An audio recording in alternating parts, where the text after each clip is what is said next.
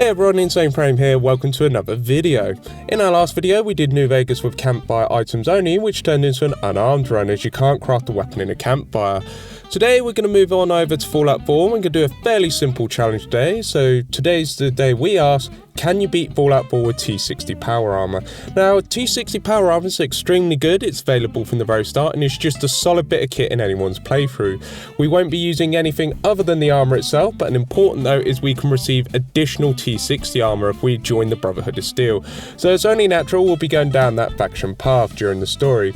Anyway, there's not too much to be said, so let's go on and explain the rules. We may only use T-60 power armor during battle. No glitch or exploits, no cheating or modding, and we're going to be playing on very hard difficulty. Very straightforward, so let's go and hop straight into the game. So when we start on up the game, we have our face, it's quite the show. We then have Vault Tech Cool, we decide on our stats. We go for 4 strength, 3 perception, 10 endurance, 1 charisma, 1 intelligence, 5 agility and 4 luck. A very tanky boy indeed. We also name ourselves Atom as we have nerves of steel. Comment down below if you know the reference. We get frozen and we lock out the roaches and we get the Pit Boy, allowing us to unlock the vault. The first thing we do is we walk on over to the special book and we boost our charisma to 2, really helping us out. We travel on over to Trudy and she saves herself as she kills Wolfgang, so good job Trudy and thank you for the XP as we gain an early level up. We decide to go for Aqua Boy, which means we suffer no radiation damage in water and we can also breathe underwater, so we can swim all we want now. So we decide to do exactly that and go for a nice spot of swimming. We do swim quite a while as we swim south, but we eventually bump into the Atom Cats and their facility. Once there, the first thing we do is grab a power core for our troubles. We also get the unarmed bobblehead, so we do 25% more damage with our unarmed critical strikes. We do a little bit of an underhanded thing and we decide to steal some pieces of T-60 power armor as well as the fusion core. So the easy part done, the hard part is about to begin. We go back to Concord and see the power arm with T-45 above the museum. We swap out the pieces accordingly with our T-60 pieces, but we still need a helmet, so we go back to Rowdy, sell all the pieces thus far and buy a T-60 helmet and a couple of fusion cores to get us started.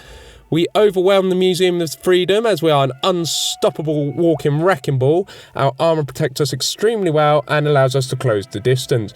The Raiders don't really have a ghost of a chance against us, allowing us to dominate the Museum of Freedom with our melee.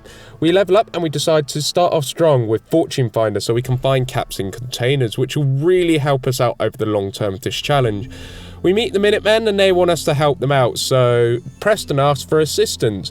We just decide to grab the bobblehead, giving us +1 perception, making a total of 4 perception, and we decide to go to the roof and face off against the Raiders. We do a superhero landing with maximum effort and we start punching the Raiders in the face with little to no regard for them.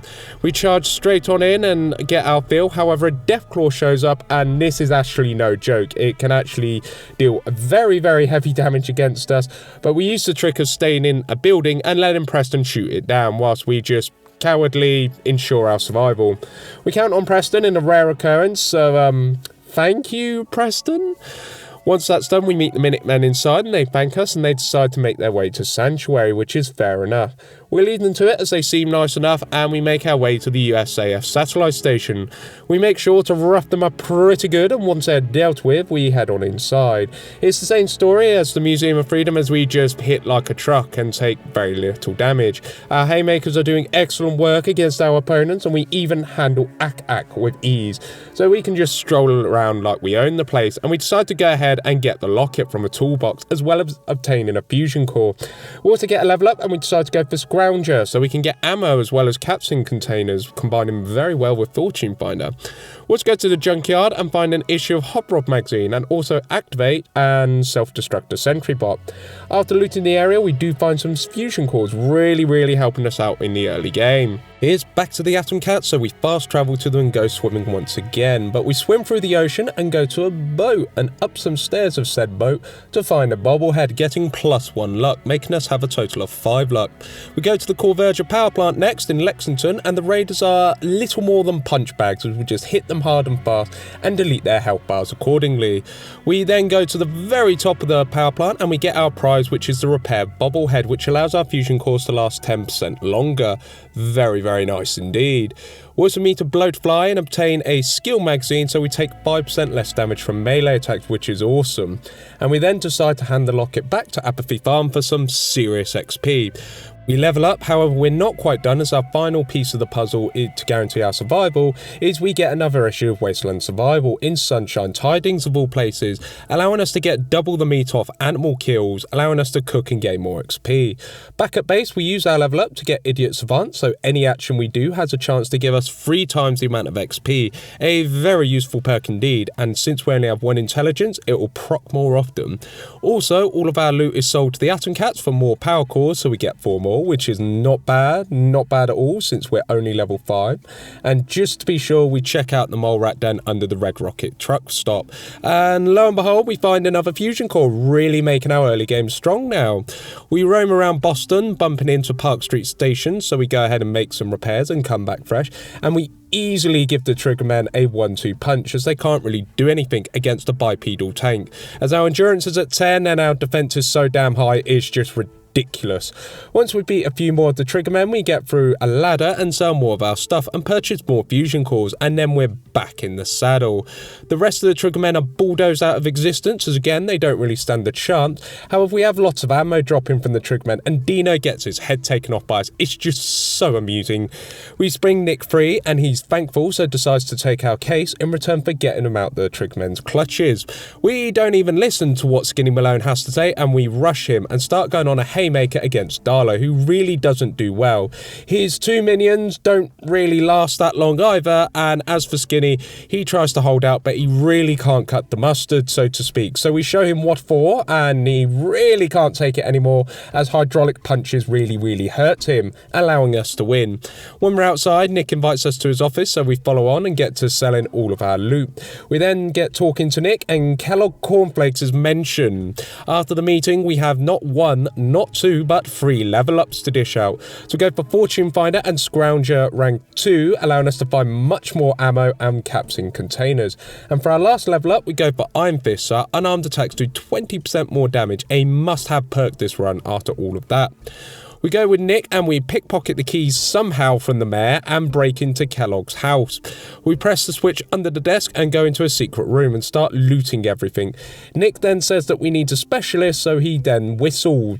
Dogmeat shows up outside, the mascot of the Fallout franchise, as he is a walking big pile of fluff. We show Dogmeat the cigar whilst in T-60 armour, which is hilarious, and we take a unique route to Fort Hagen as we stop by a radio station, but since we're kind of out of place, we back out of the place very slowly as a war machine in a radio station. It's an odd yet cool thing, but sure enough we get to Fort Hagen, we take out all of the turrets so we can go no problem.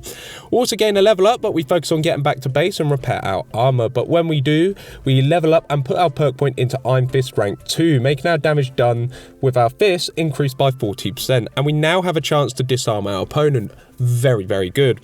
Once we're back up to strength, we sneak attack a turret for brilliant results, and the simps chip away at our health bar.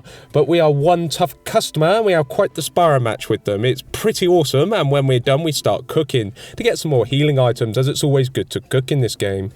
After some respite, it's back to being an armoured boxer with the simps on the receiving end. It's just an absolute massacre at Fort Hagen. But when we're through with the pawns, it's time to go to the big bowl of cereal himself.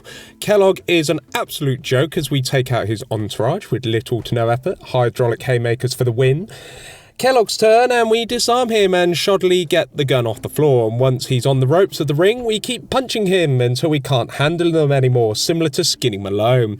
We then access the terminal, and our human rock has been kidnapped, which is alright I guess, but our allies come soaring through the skies, really tilting the odds in our favour. We go to Nick's office. It's funny as we get a huge 8-foot tall person. After a brief discussion, we get a level up and we decide to go for +1 charisma, which is simple but very effective. At the memory den, we speak to Dr. Amari and we're separated from our armour temporarily. We have to sit down to continue with the story, so we decide to do so. The memory sequence is quick, but we see Kellogg Cornflakes conversing with the Corsair. An important name is mentioned, which is Brian Virgil. Once he's mentioned, we jet out and speak to Dr. Amari, and she decides to summarise with us, and then we wave goodbye to Nick. The next part is we need to go to the Glowing Sea. However, we go to the Brotherhood airship. We have a pleasant exchange with a nice Knight. He points us in the right direction towards the Cambridge police station. However, we go to the opposite direction to Fort Strong and start beating the shiz out the mutants to make our quest later much easier. We get a level up and we go for Idiot Savant rank 2, so anything we do has a chance to give 5 times the amount of experience, a really powerful perk indeed. Paladin Dance is having trouble, but we assist with the ghouls and see Todd's magical powers manifest right in front of us. He's close, everyone, so we go to Dance and he says we can accompany him to ArcJet Systems. But before we do, we get a level up and we decide to get Lone Wanderer rank 1, so we take 15% less damage and increase our carry weight by 50, making us much more tanky. We hoof it on over to ArcJet Systems. The Simps are beaten into scrap metal, which is excellent, and we find the junk jet and get the power on, only to set a jet engine against our opponent. Dance miraculously survives due to Todd's magic from earlier, and we loot everything we can. And we are now over encumbered and move very slowly. Dance then does most of the fighting for us, but we get the deep range transmitter and we go outside. We have Dance ask us if we want to join the Brotherhood of Steel, and of course we accept. We go to the Atom Cats and sell all of our stuff and then retrieve our dropped items and do the same in Diamond City. We speak to Dance yet again and he says we're invited aboard the Pridwin as we're now part of the Brotherhood of Steel. We board a vertibird and off we go.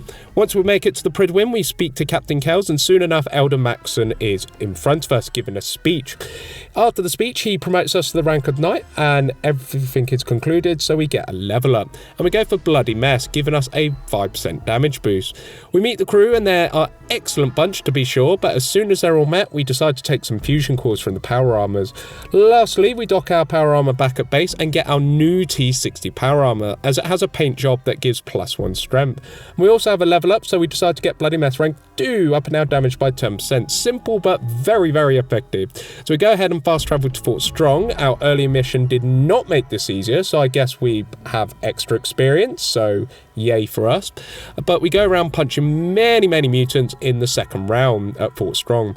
It goes very well, and then it's time for a dose of Psycho as we have a super mutant Behemoth show up.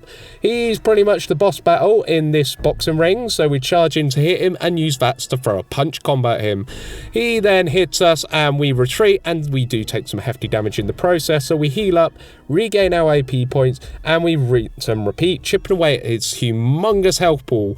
Eventually though, the Gargant does fall and we are victorious. We go through Fort Strong itself a second time and kill many of the mutants, same as before. It is not particularly difficult, but it does take some time in order to complete it, and once done, Dance does come in and say a job well done. We report our success to Elder Maxon, who is pleased with us and orders us to find a way into the Institute. We'll save this level up for now for later. We have to go to the Glowing Sea and many Rad Scorpions are a mob, and we even have to fight a legendary Rad Scorpion, which is challenging in it of itself, but when we kill it, we emerge the victor. We then have to fight the Deathclaw outside Virgil's cave, and it's actually a pretty difficult fight as this guy likes to grapple us. So we keep getting grabbed, which is fair enough, but a good old slugfest is still a good old slugfest. We keep giving him a good old pummeling for good measure until we defeat the damn thing, and just for good measure, we do a superhero landing on him. After that difficult fight, we go see Virgil and he says we need to follow the radio frequencies to locate the Corsair. However, we do get a level up and we put both of our points, the one from earlier and the one we just got, into Blacksmith. So we get up to Blacksmith rank 2, which allows us to upgrade our armour with the Rusty Knuckle mod. We Sherpa Green Tech Genetics so we can hunt down the Corsair with our new Rusty Knuckle mods. We easily destroy the gunners and just keep hitting them like a truck, and as for the Corsair, it's actually hilarious as we pretty much stun lock him and manage to land an awesome uppercut on him, which really lays the pain on him. When he falls, we take our prize, which is the Corsair chip. We get a truckload of XP thanks to Idiot Savant and gain a level up. We decide to go for Lone Wanderer rank 2, allowing us to reduce our damage taken by 30% and increase our carry weight by 100. So we are extremely tanky now. We also pay a visit to Good Neighbour and do some cooking to close the gap on our next level up. We immediately go for Iron Fist rank 3, so our unarmed attacks do 60% extra damage, and we now have a chance of crippling our opponent's limbs, really making us a force to be reckoned with now. After all that excitement, we go and see the railroad, and Desdemona has a tome with us, but we skip straight to the punch and get our Corsa chip decoded thanks to Tinker Tom. We'll be back, Desdemona, don't worry, but we get back to Virgil and he says he's got the blueprints. So it's over to Elder Maxon, who gives the go-ahead for our plans. Ingram is let into the loop, we build the teleporter, it looks excellent, and Elder Maxon briefs us that we are to recruit Dr. Lee at all costs. We teleport in and use the network scan as standard, and once we make it in, the child simp doesn't really fool us, and our breadroll son is a villain, good for him I guess, and after that we level up and go for a simple +1 luck, nice and easy. We go through bioscience and into the old department of the Institute, and we actually meet an Assaultron that is quite entertaining as we have a spar with it and win no problem. And we get into Virgil's old office, swipe a holotape along with Virgil's serum. We find Dr. Lee in advanced system and she is not impressed. However, we use Virgil's holotape that we just got to convince her very quickly. We seal the deal by making sure our villainous son is dispatched, and we teleport out using the relay where we came from. We level up and decide to get better criticals rank 1, so our crits in VATS do an extra 50% damage, which is marvellous. We report to Elder Maxon and he says that Dr. Lee will be interrogated and gives us a job well done. Idiot Savant procs and we get a level up, so we get better criticals rank 2, so our crits now do double damage. Simply marvellous. We go see Ingram and she wants Liberty Prime up and running, and we find Dr. Lee sulking in the corner. We convince her to come out and join back in with the group and discuss Prime's actuators, which are the magnets for his limbs. We stop off at a hospital and face more super mutants, our specialty at this point, and get the keys to get into the room with the magnets in. No problem is faced, and we construct the actuators at the airport and hand them into Ingram, who is impressed. Ingram then ups the ante and wants us to get Mark 28 nuclear warheads, quite the jump from just actuators, but they're much bigger than mini nukes, so we speak to Scribe Hagen and she lets us know where to go and gives us a distress pulsar. We need to head out to the Glow and Sea once more, and we beat more rad scorpions, allowing us to level up once again. We decide to get +1 agility, which will be our final stat increase this run, and we find the facility and head on in. We jump straight into the action literally, as there's no fall damage whilst we're in our T-60 power armour, and we meet lots of ghouls. So we hear the bell and start going at them. It's pretty much game over for them, as many of our enemies have figured out in the past we are just too much of a tanky boy. Once the fun is over, we carry on in, and Henry decides that he's in charge and doesn't want us to get the nukes. So we put a stop to that immediately and begin punching him in the face. The Assaultron, as previous experience states, is not going to fare well to us, and it once again overcommits to a death laser, and we manage to get the KO, the silly Assaultron. The turret isn't a problem, so we get moving and we find the Mark 28s and place the distress beacon. We go at the lift after beating a glowing one, and we report back to Ingram and Dr. Lee, who are both thankful and hand us a free upgrade in the form of a T-60 medical pump, which we'll certainly use later. However, Elder Maxon says we have a deserter, as Paladin Dance is a simp and we are tasked with killing him. So we go to Quinlan and he says that we need to search far and wide until Hagen comes in and is very rude.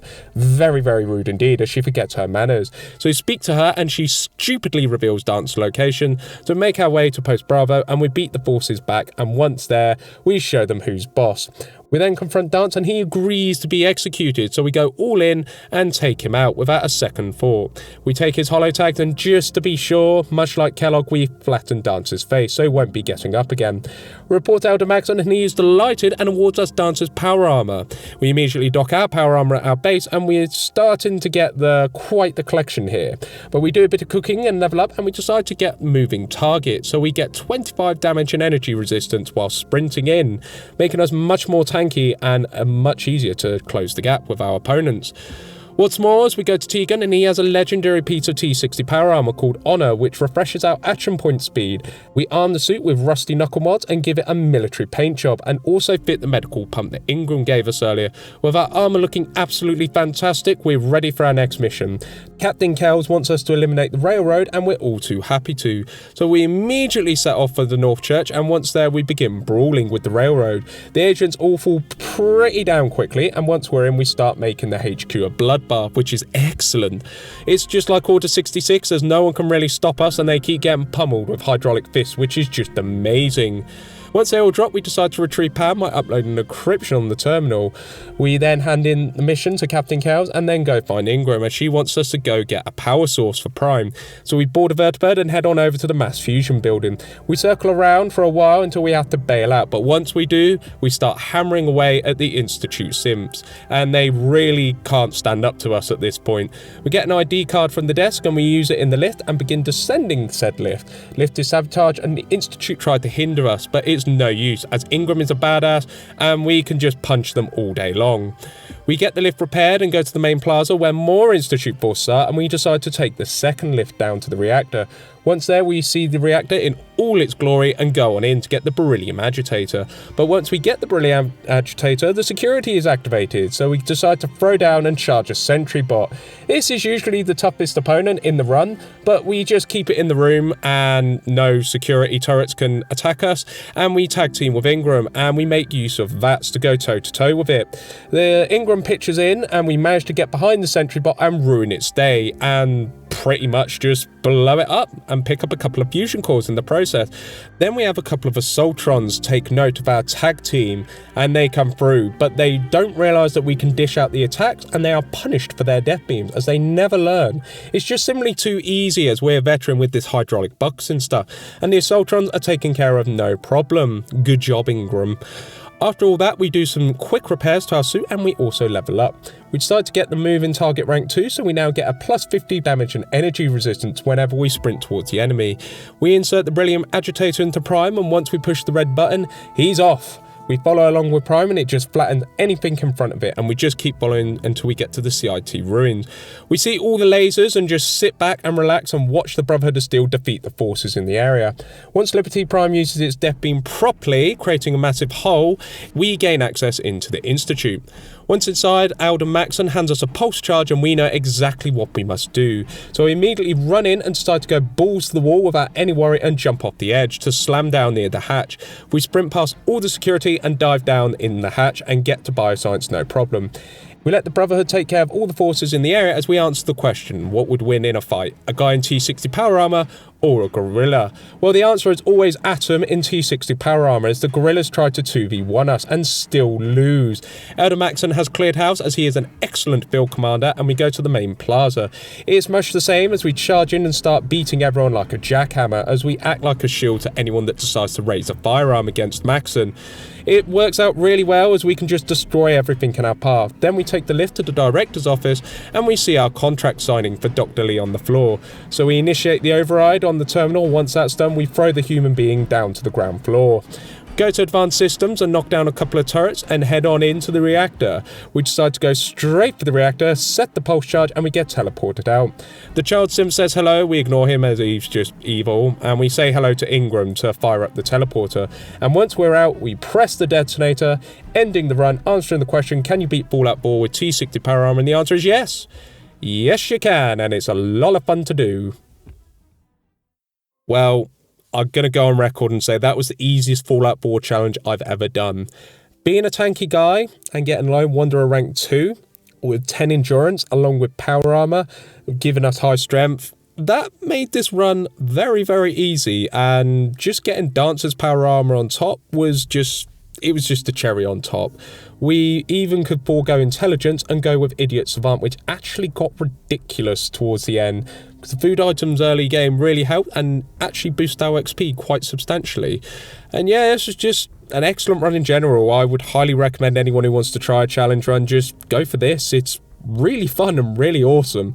Anyway, for our next challenge, we're going to finish off the New Vegas crafting trilogy by using reload benches. We're not allowed to buy any ammo and only craft it and use ranged weapons. So it's going to be interesting for sure, but it's going to be an absolute demolition derby because any ranged weapon can be used. But I reckon once we're off the ground with that run, it'll just be similar to this. But anyway, it's time to sign off, so thank you for watching the video. Like the video if you liked the video, comment down below, and if you wish to say anything, and subscribe if you're new. You've all been awesome, I've been Insane Frame, and I'll see you in the next one. Later, everybody.